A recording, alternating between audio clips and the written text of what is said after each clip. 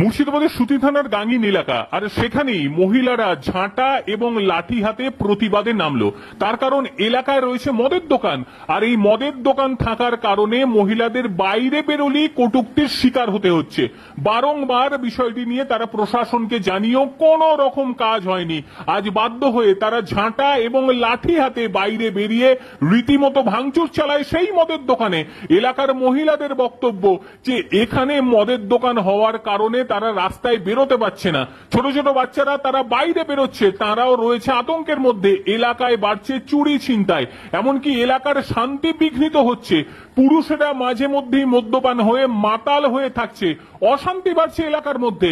এলাকার মহিলাদের বক্তব্য, অবিলম্বে এই মদের দোকানকে বন্ধ করতে হবে, কারণ এই মদের দোকান বন্ধ না করলে এলাকায় চুরি ছিনতাই যেভাবে বাড়ছে একইভাবে মহিলারা কটূক্তির শিকারও হয়ে যাচ্ছে। সেই কারণেই তাদের এই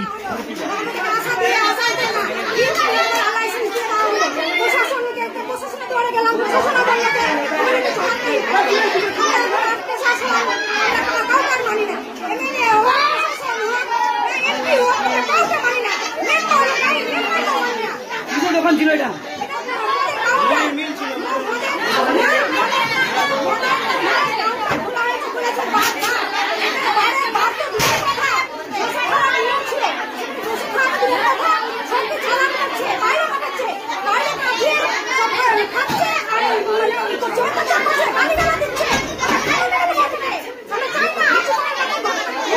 কি না আপনার